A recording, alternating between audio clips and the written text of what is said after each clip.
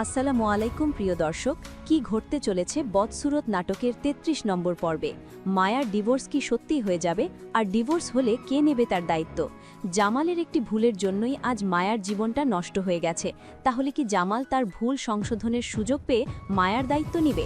আর রোমানকে কে ভাসালো, chairman নাকি আরও ভয়ঙ্কর কোনো অদৃশ্য খেলোয়াড়? মরিয়ম কি এই ভাঙা সংসারে টিকে থাকতে পারবে শেষ পর্যন্ত? আর শেষ পর্যন্ত তাজুর জন্যই কি মায়ার এই পরিণতি, নাকি ভাগ্য মাত্রই? তাহলে চলুন শুরু করি আজকের ৩৩ নম্বর পর্বে কি হতে চলেছে জেনে আসি।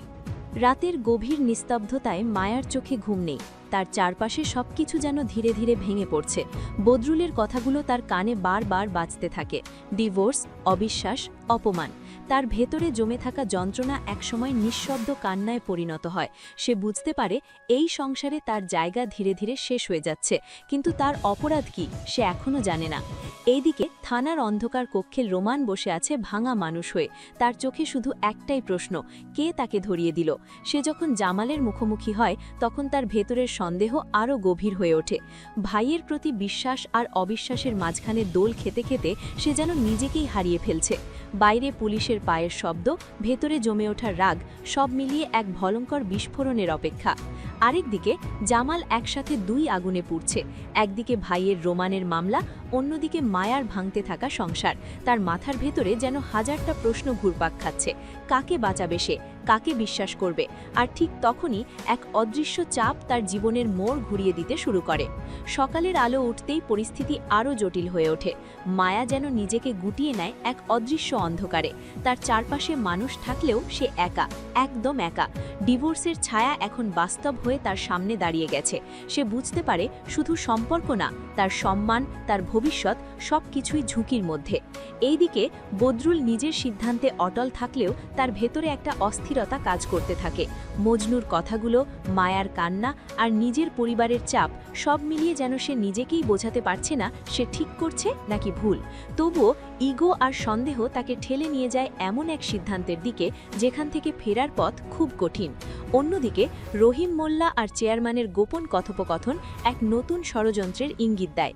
রোমানের মামলা এখন আর শুধু মামলা নেই, এটা হয়ে গেছে টাকা, প্রতিশোধ আর ক্ষমতার খেলা। কে কাকে ব্যবহার করছে, কে কাকে ফাঁসাচ্ছে, এই সত্য ধীরে ধীরে বের হতে শুরু করে, কিন্তু এখনও কেউ পুরো ছবিটা বুঝতে পারছে না। আর ঠিক তখনই তাজু নামাল একজন মানুষের আগমন ঘটে, নীরবে, কিন্তু তার উপস্থিতি যেন ভবিষ্যতের এক ভয়ঙ্কর পরিবর্তনের ইঙ্গিত দেয়। সে দূর থেকে সবকিছু পর্যবেক্ষণ করছে, মায়ার দুর্বলতা, জামালের দুশ্চিন্তা আর এই ভাঙা সংসারের সুযোগ। দিনের শেষে সেই ভয়ঙ্কর মুহূর্তটা এসে দাঁড়ায়, মায়ার জীবনের সবচেয়ে বড় ধাক্কা। তার সামনে এখন আর কোনো অজুহাত নেই। ডিভোর্সের সিদ্ধান্ত বাস্তব হয়ে যায়, আর তার চোখের সামনে ভেঙে পড়ে তার সমস্ত স্বপ্ন। সে কিছু বলতে চায়, কিন্তু শব্দগুলো গলায় আটকে যায়। তার নীরবতাই যেন সবচেয়ে বড় চিৎকার হয়ে ওঠে। এইদিকে জামাল যখন এই খবরটা জানতে পারে তখন তার ভেতরে এক অদ্ভুত ঝড় শুরু হয়। একদিকে ভাইয়ের রিমান্ডের ভয়, অন্যদিকে মায়ার ভেঙে যাওয়া জীবন। সে বুঝতে পারে এই গল্পে সে চাইলে নিরপেক্ষ থাকতে পারবে না, কারণ যেভাবেই হোক এই পরিস্থিতির সাথে সে জড়িয়ে গেছে। আর ঠিক এই সময় তাজু সামনে আসে। সে এমনভাবে মায়ার পাশে দাঁড়ায় যেন সেই একমাত্র ভরসা, কিন্তু তার কথার ভেতরে লুকিয়ে থাকে অন্যরকম ইঙ্গিত। সে শুধু সহানুভূতি দেখাচ্ছে না, সে একটা প্রস্তাব দিচ্ছে, এমন এক প্রস্তাব যা মায়ার জীবন পুরোপুরি বদলে দিতে পারে। আর এইদিকে দূরে কোথাও মরিয়ম সবকিছু দেখছে, বুঝছে, কিন্তু তার ভেতরে জমে উঠছে এক ভয়ঙ্কর সন্দেহ। যদি জামাল এই পথে এগোয় তাহলে তার নিজের সংসারের ভবিষ্যৎ কোথায় দাঁড়াবে? আর ঠিক তখনই গল্পটা নিতে শুরু করে এক নতুন মোড়, যেখানে সম্পর্ক, দায়িত্ব আর সমাজ সবকিছু একে অপরের বিরুদ্ধে দাঁড়িয়ে যায়। ঠিক সেই মুহূর্ত থেকেই সবকিছু যেন অদ্ভুতভাবে বদলাতে শুরু করে।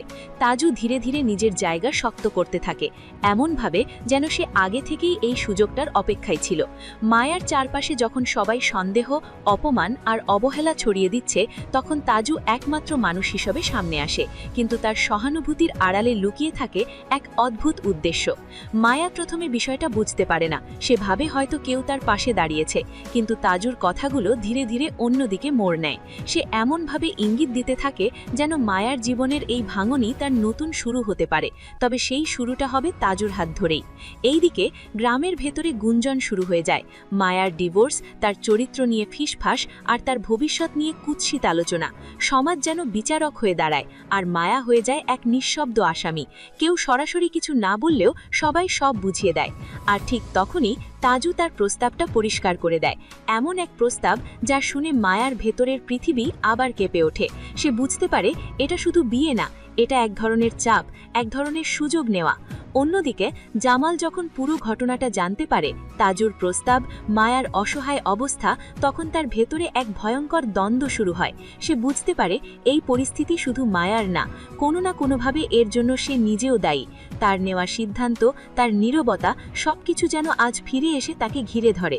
সে একদিকে রোমানের মামলার জন্য দৌড়াচ্ছে, উকিল, কোর্ট, চেয়ারম্যান সব জায়গায় ঘুরছে, কিন্তু অন্যদিকে মায়ার বিষয়টা তার মাথা থেকে সরছে না। সে যতই দূরে থাকতে চায়, ততই সে এই ঘটনার কেন্দ্রে টেনে আনা হচ্ছে। আর ঠিক এই সময় তাজু সামনে আসে। সে এমনভাবে মায়ার পাশে দাঁড়ায় যেন সেই একমাত্র ভরসা, কিন্তু তার কথার ভেতরে লুকিয়ে থাকে অন্যরকম ইঙ্গিত। সে শুধু সহানুভূতি দেখাচ্ছে না, সে একটা প্রস্তাব দিচ্ছে, এমন এক প্রস্তাব যা মায়ার জীবন পুরোপুরি বদলে দিতে পারে। আর এইদিকে দূরে কোথাও মরিয়ম সবকিছু দেখছে, বুঝছে, কিন্তু তার ভেতরে জমে উঠছে এক ভয়ঙ্কর সন্দেহ। যদি জামাল এই পথে এগোয়, তাহলে তার নিজের সংসারের ভবিষ্যৎ কোথায় দাঁড়াবে? আর ঠিক তখনই গল্পটা নিতে শুরু করে এক নতুন মোড়, যেখানে সম্পর্ক, দায়িত্ব আর সমাজ সবকিছু একে অপরের বিরুদ্ধে দাঁড়িয়ে যায়। হঠাৎ করেই পরিস্থিতি এমন দিকে মোড় নেয় যেটা কেউ কল্পনা করেনি। মায়ার ডিভোর্সের খবরটা পুরোপুরি ছড়িয়ে পড়তেই জামালের মা ভেতরে ভেতরে এক নতুন হিসেব কষতে শুরু করেন। তার চোখে এখন সবকিছুর মূল কারণ একটাই, মরিয়ম। তিনি মনে করতে থাকেন, যেদিন থেকে মরিয়ম এই ঘরে এসেছে সেদিন থেকেই অশান্তি, ভাঙন আর বিপদের শুরু। এই ধারণাটা ধীরে ধীরে তার ভেতরে এতটাই শক্ত হয়ে যায় যে তিনি এটাকে সত্যি মনে করতে শুরু করেন। তার কাছে এখন বিষয়টা খুব পরিষ্কার, যদি মরিয়ম না থাকতো তাহলে হয়তো রোমানের এই অবস্থা হতো না, মায়ার সংসার ভাঙতো না, আর জামালের জীবন এত জটিল হতো না। এই বিশ্বাস থেকেই তিনি এক ভয়ঙ্কর সিদ্ধান্তে পৌঁছন এবং একদিন একান্তে জামালকে ডেকে তিনি সেই পরিকল্পনাটা খুলে বলেন। তার কণ্ঠে তখন মায়ের স্নেহ কম, দৃঢ়তা আর জেদের ছাপ বেশি। তিনি স্পষ্টভাবে বোঝাতে থাকেন জামালের এখনই সিদ্ধান্ত নেওয়া দরকার। তার কথার ভেতরে লুকিয়ে থাকে এমন এক প্রস্তাব, মরিয়মকে ডিভোর্স দিয়ে আগের জীবনে ফিরে গিয়ে সবকিছু নতুন করে শুরু করার কথা, এমনভাবে যেন এটাই একমাত্র পথ যেটা সব সমস্যার সমাধান করতে পারে। জামাল সেই কথা শুনে যেন বাকরুদ্ধ হয়ে যায়। তার সামনে তখন দাঁড়িয়ে থাকে দুটো পথ, একটা দায়িত্ব, একটা সম্পর্ক, কিন্তু কোনটা বেছে নিলে সে বাঁচবে? এরপর থেকেই জামালের ভেতরে শুরু হয় এক ভয়ঙ্কর মানসিক যুদ্ধ।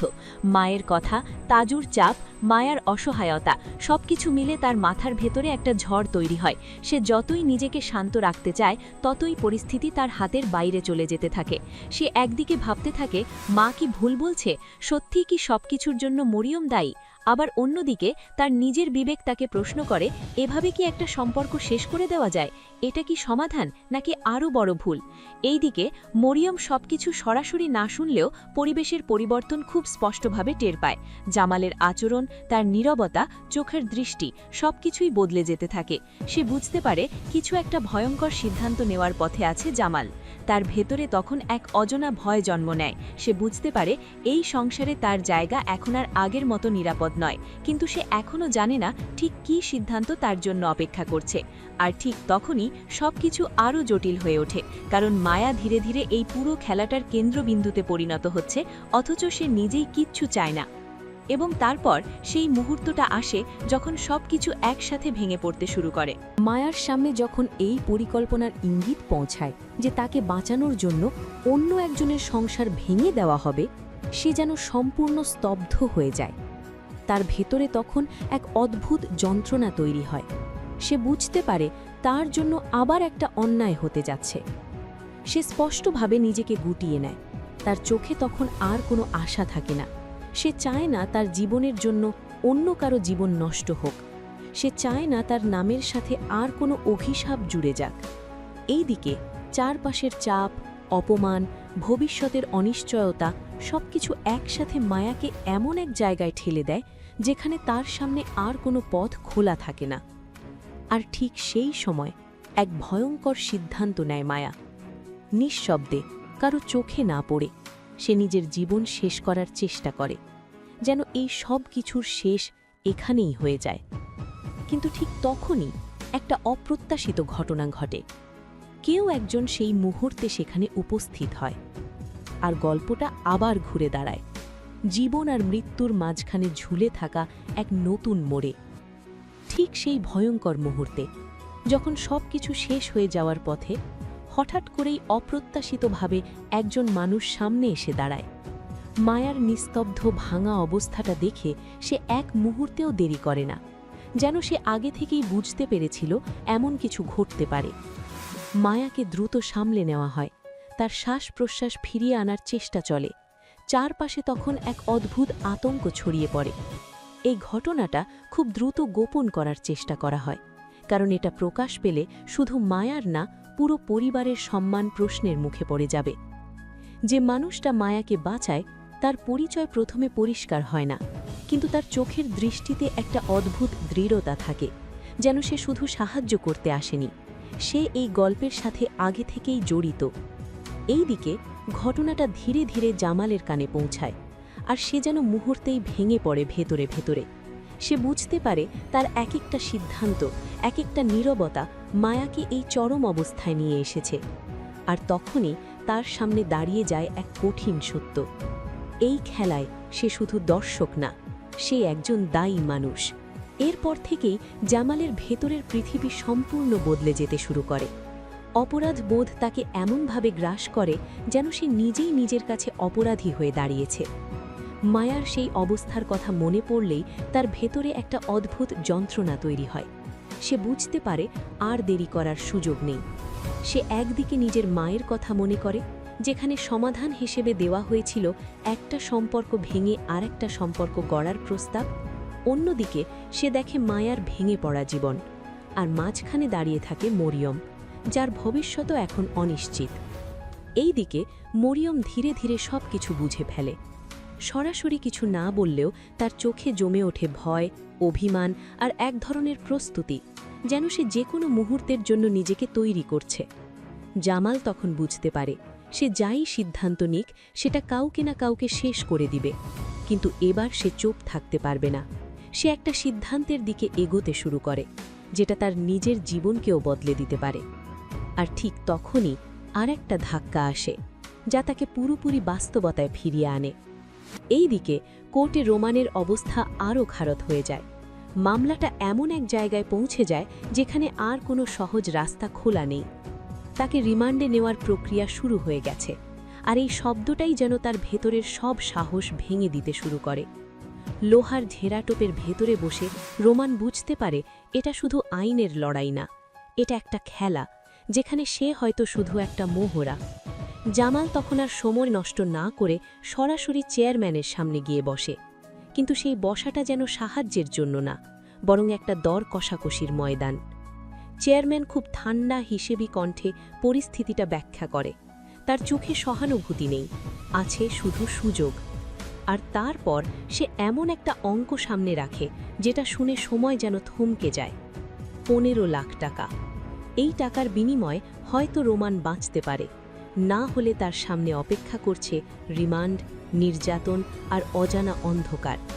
জামাল তখন বুঝতে পারে সে শুধু ভাইকে বাঁচানোর লড়াই করছে না, সে একসাথে নিজের সংসার, নিজের মান আর নিজের ভবিষ্যতের সাথেও যুদ্ধ করছে। চারপাশের সব রাস্তা ধীরে ধীরে বন্ধ হয়ে আসছে, আর ঠিক তখনই তার সামনে খুলে যায় এক শেষ পথ, যে পথে হাঁটলে সব কিছু বদলে যাবে। ঠিক সেই শেষ পথটা সামনে খুলে যেতেই জামাল আর নিজেকে থামাতে পারে না। চারপাশের সব হিসাব, ভয়, সমাজ সব কিছুর উপর দিয়ে এক অদ্ভুত সিদ্ধান্ত তার ভেতরে গড়ে উঠতে থাকে। মায়ার ভাঙা মুখ, তার অসহায় অবস্থা আর সেই মৃত্যুর কাছ থেকে ফিরে আসা মুহূর্ত, সব কিছু বারবার জামালের মনে বাজতে থাকে।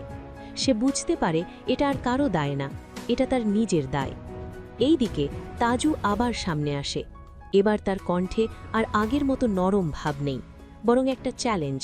সে স্পষ্ট করে দেয় যদি জামাল সত্যিই দায়িত্ববান হয় তাহলে তাকে সিদ্ধান্ত নিতে হবে, শুধু কথাই না, কাজে দেখাতে হবে। এই চাপ, এই পরিস্থিতি সব মিলিয়ে জামাল এমন এক জায়গায় পৌঁছে যায় যেখানে সে আর পেছনে ফিরতে পারে না, এবং অবশেষে সে এমন একটা সিদ্ধান্ত নেয় যা শুনে চারপাশ স্তব্ধ হয়ে যায়। সে ঠিক করে মায়ার দায়িত্ব সে নিজেই নেবে। কিন্তু এই সিদ্ধান্ত কি সত্যিই একটা সমাধান, নাকি নতুন এক ঝড়ের শুরু? এই সিদ্ধান্তের খবর যখন ঘরের ভেতরে ছড়িয়ে পড়ে তখন যেন একসাথে সবকিছু বিস্ফোরিত হয়ে যায়। মরিয়ম প্রথমে কিছুই বুঝতে পারে না, তারপর ধীরে ধীরে যখন সবকিছু পরিষ্কার হয় তার ভেতরের পৃথিবী ভেঙে পড়ে এক নিমিষে। সে বুঝতে পারে তার জায়গাটা ধীরে ধীরে অন্য কেউ দখল করে নিচ্ছে, আর সেই অন্য কেউ হলো মায়া। তার চোখে তখন শুধু প্রশ্ন, তার অপরাধটা কী ছিল?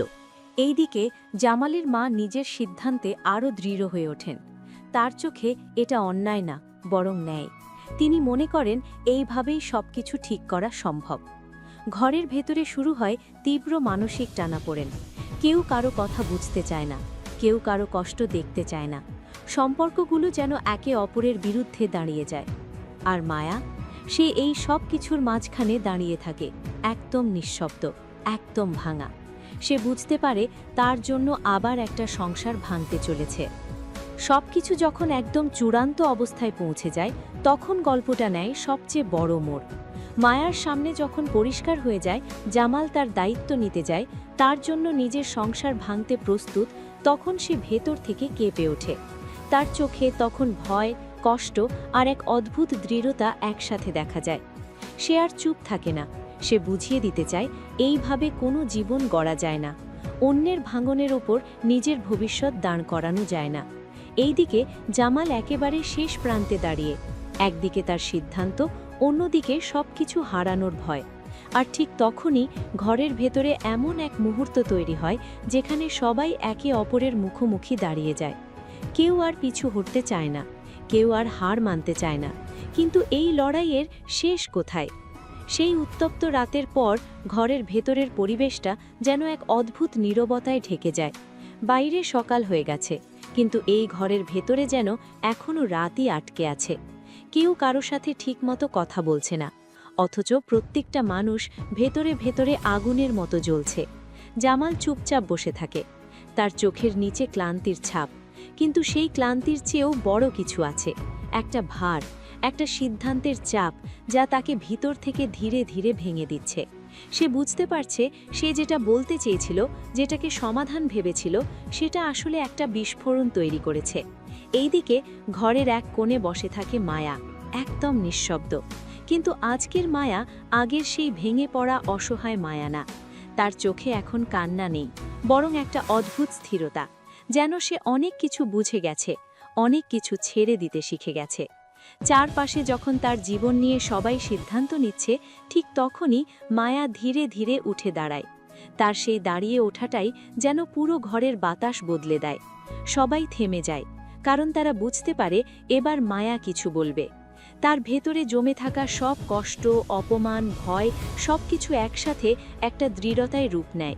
সে বুঝিয়ে দিতে চায় তার জীবন কোনো দয়ার বিষয় না, কোনো বোঝা না, কোনো সমস্যা না যেটাকে অন্য কারো জীবন ভেঙে সমাধান করতে হবে। সে চায় না তার নামের সাথে আর কোনো অভিশাপ জুড়ে যাক। সে চায় না তার জন্য কেউ নিজের জীবন উৎসর্গ করুক। এই কথাগুলো সরাসরি না বললেও তার চোখ, তার নীরবতা, তার আচরণ সবকিছুই সেটা স্পষ্ট করে দেয়। এইদিকে জামাল প্রথমবারের মতো বুঝতে পারে সে যেটাকে দায়িত্ব মনে করেছিল সেটাই হয়তো একটা ভুল রাস্তা, কারণ দায়িত্ব কখনো কাউকে ভেঙে দিয়ে নেওয়া যায় না। ঘরের ভেতরে তখন এক অদ্ভুত ভারসাম্য তৈরি হয়। কেউ কারো বিপক্ষে না, কিন্তু কেউ কারো পাশে দাঁড়াতেও পারছে না। আর এই নীরবতার মাঝেই একটা প্রশ্ন সবার মনে ঘুরতে থাকে, এখন কি হবে? এরপর থেকে সবচেয়ে বড় পরিবর্তনটা আসে মরিয়ামের ভেতরে। সে আর আগের মতো কথা বলে না, ঝগড়া করে না, কান্নাও করে না, বরং সে একদম চুপ হয়ে যায়। এমন এক নীরবতা যেটা পুরো ঘরকে অস্বস্তিতে ফেলে দেয়। জামাল প্রথমে বিষয়টা বুঝতে পারে না। সে ভাবে হয়তো সময়ের সাথে সব ঠিক হয়ে যাবে, কিন্তু ধীরে ধীরে সে বুঝতে পারে এই চুপ থাকা আসলে ঝড়ের আগের নিস্তব্ধতা। মারিয়াম সবকিছু খুব ঠান্ডা মাথায় দেখতে শুরু করে। সে অতীতের প্রতিটা মুহূর্ত মনে করতে থাকে কোথায় ভুল হয়েছে, কে কি বলেছে, কে কিভাবে আচরণ করেছে। আর সেই হিসেবের শেষে সে এমন একটা সত্যের সামনে দাঁড়ায় যেটা তাকে ভিতর থেকে ভেঙে দেয়। সে বুঝতে পারে সে এই সংসারে কখনোই পুরোপুরি গ্রহণযোগ্য ছিল না, আর আজকে সেই সত্যটা আরও পরিষ্কার হয়ে গেছে। এইদিকে জামালের মা এখনও নিজের সিদ্ধান্তে অনড়। তার কাছে সবকিছু খুব সহজ, একটা সম্পর্ক ভেঙে আরেকটা সম্পর্ক গড়ে তুললেই সব ঠিক হয়ে যাবে। তিনি বুঝতেই চান না মানুষের মন, অনুভূতি এসব এত সহজে বদলায় না। আর ঠিক এই পরিস্থিতির মাঝেই মারিয়াম একটা নীরব সিদ্ধান্ত নেয়। সে কাউকে কিছু বলে না, কিন্তু তার প্রতিটা কাজে সেই সিদ্ধান্তের ছাপ দেখা যায়। সে নিজের জিনিসপত্র গুছাতে শুরু করে, নিজের ভেতরে একটা দূরত্ব তৈরি করে। জামাল ধীরে ধীরে বিষয়টা টের পায়, কিন্তু তখন অনেক দেরি হয়ে গেছে। সে বুঝতে পারে এই নীরবতাই সবচেয়ে বড় সংকেত। একটা সম্পর্ক ধীরে ধীরে শেষ হয়ে যাচ্ছে, কোনো চিৎকার ছাড়াই, কোনো নাটক ছাড়াই। অন্যদিকে থানার অন্ধকার ঘরে বসে রোমান যেন ধীরে ধীরে নিজের ভেতরটাই হারিয়ে ফেলছে। দিন আর রাতের হিসেব সে ভুলে গেছে। তার মাথায় শুধু একটাই প্রশ্ন ঘুরছে, কে তাকে ফাঁসালো? এই প্রশ্নটাই তাকে পাগলের মতো করে তুলছে। রিমান্ডের কথা শুনে তার ভেতরের শক্তিটুকুও ভেঙে যেতে শুরু করছে। সে জানে রিমান্ড মানে শুধু জেরা না, এর মানে ভয়ঙ্কর মানসিক আর শারীরিক চাপ। কিন্তু তার ভেতরে একটা জেদ জন্ম নেয়। সে ঠিক করে যদি সে শেষ হয়ে যায় তবুও সত্যিটা সে বের করেই ছাড়বে। এইদিকে একটা ছোট্ট ঘটনা তার মাথায় সন্দেহের বীজ বুনে দেয়।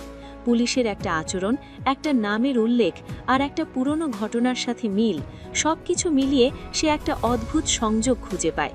সে মনে করতে থাকে কিছুদিন আগে কে তার বিরুদ্ধে কথা বলেছিল, কে তার গতিবিধি জানত, কে হঠাৎ করে দূরে সরে গিয়েছিল। ধীরে ধীরে একটা নাম তার মাথায় স্পষ্ট হতে শুরু করে, কিন্তু সে এখনও নিশ্চিত না, কারণ এই খেলাটা খুব বড়। চেয়ারম্যান, রহিম মোল্লা, নাকি আরও কেউ যে সবকিছুর আড়ালে থেকে পুরো নাটকটা সাজিয়েছে? রোমান তখন বুঝতে পারে এই লড়াইটা শুধু নিজের মুক্তির না, এটা সত্য আর মিথ্যার লড়াই। আর ঠিক তখনই সে এমন কিছু বলার প্রস্তুতি নেয় যা যদি বাইরে আসে তাহলে পুরো গল্পটাই উল্টে যেতে পারে। আজকের এই ৩৩ নম্বরটা পর্বটা শুধু একটা নাটক ছিল না, এটা ছিল কিছু মানুষের ভামা সম্পর্ক, ভুল সিদ্ধান্ত, অজানা সত্য আর ত্যাগের গল্প। আমরা দেখলাম একটা ভুল কিভাবে অনেকগুলো জীবনের মোড় ঘুরিয়ে দেয়, আর সময় মতো নেওয়া একটা সিদ্ধান্ত কিভাবে সবকিছু বদলে দিতে পারে। মায়া, জামাল, মারিয়াম, রোমান, প্রতিটা চরিত্র আমাদের কিছু না কিছু শিখিয়েছে।